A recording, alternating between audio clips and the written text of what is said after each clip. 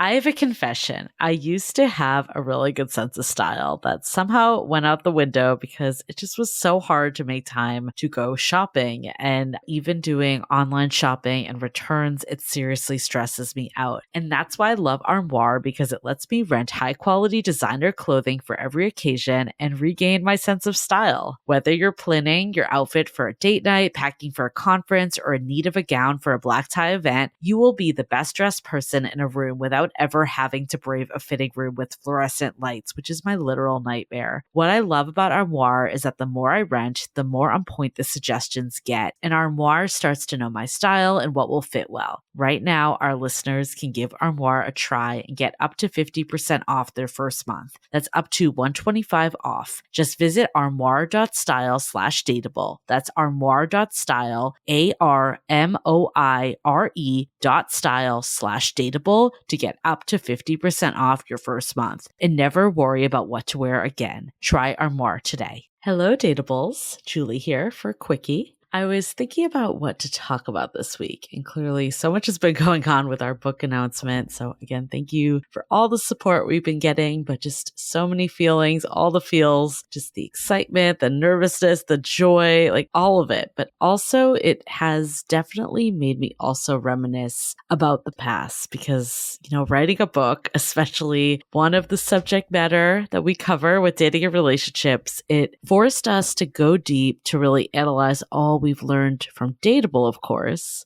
but it also made us dig into our own dating histories and patterns and understand what was it that caused us to have those turning points and find our way out of, this endless maze of modern dating, as we like to call it. And this is something that's been on my mind for a while, I think through the book writing process, but just, a lot of time has gone by too. And I've been thinking about just reaching out to my ex to see how they're doing. And this is something that I talked about with my partner who I live with today. So there's nothing withheld here in any way. This is something that I've openly talked about. And for anyone that's been newer to the podcast and my story, this was my first real love at the age of 31. So a little later on too, when we met. And our relationship went on for quite a bit. It was on again, off again, I think spanning close to 5 years. And it wasn't for lack of love that ended, but more just that we were not aligned about how much we could give to a relationship, given where we both were in life. So in a weird way,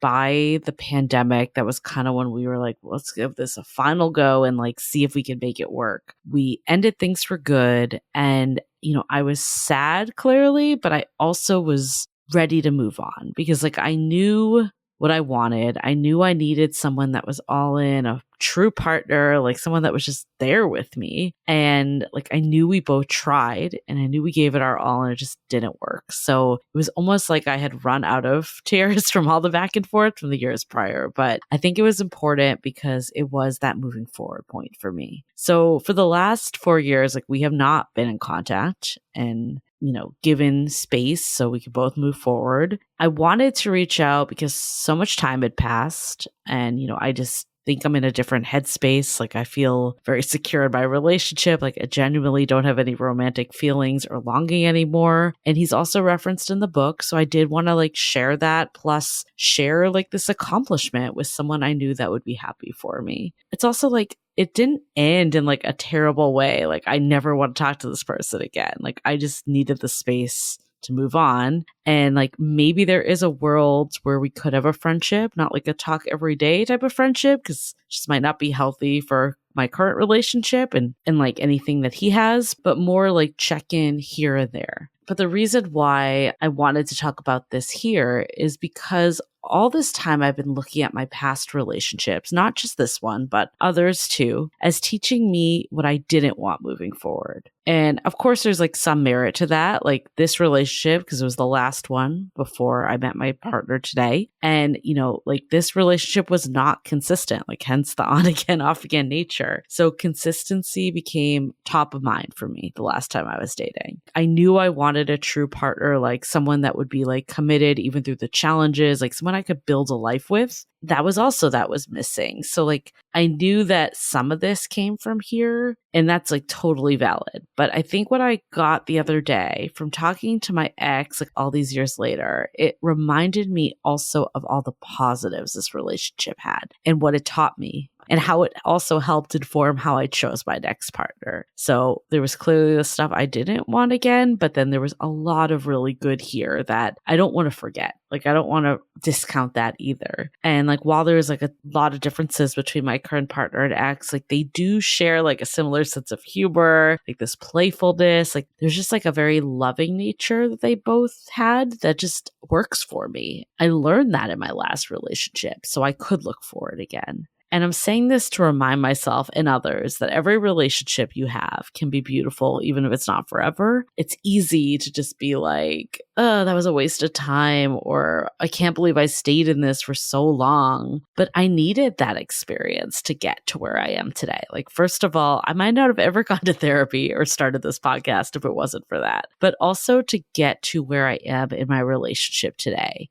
I think the other piece was that it showed me that I could care and love for someone else, but I also needed to not sacrifice myself and my own needs. And that really changed how I approach relationships the last time around. So a couple weeks ago, a listener DM'd us on Instagram saying that she felt like her situation was similar to mine from what she'd heard, bits and pieces of on the podcast, and asked for any relevant episodes. So I wrote back sharing them and sending love, because I know how hard that situation is when two people genuinely love and care for each other, but like there are legit reasons a relationship can't work. So I clearly didn't know her whole situation, but I did say that I wish I had put my needs first earlier. And that probably meant like not holding on to something, believing like this person was the one when they were unable to give me what I needed. Because I think what I've learned all these years later is that relationships are already hard enough, and finding someone who is deeply committed to making it work no matter what hardship gets thrown your way, like makes it a hell of a lot easier. And when you don't have that, it makes it an uphill battle. So what I'm taking away from all this: any relationship you have is never wasted time. Experiences are meant to serve you for however long they last. This last relationship taught me so much about love, like how I could love someone else and be loved. Ironically, also did a recording this week, so getting all the feels at once, with Dr. Marie Tuin about compersion, which is a term that's about feeling joy or satisfaction, comes from someone experiencing happiness, even if it doesn't directly benefit or involve you. And this is a term generally used in non-monogamous relationships when people have multiple partners, but we also talked about monogamous use cases too. And I think that's like where I'm at with my ex, is like I genuinely do want him to be happy. And I know he does for me as well. And like, even if we aren't directly in each other's lives, there's something nice about knowing that there's still this like non-romantic love even from afar. So if you can relate to any of this, hopefully it helps you release the past a bit. It did release something for me that maybe was, something that still comes up, like some past pain and hurt, rears its ugly head from time to time, even in my current relationship. So I think like learning to let go and not take everything so personally. Like I think, when my ex had said like, I want you to move on, I want you to find someone that can show up the way you want, I took that so personally. Like, why can't that be you? Like the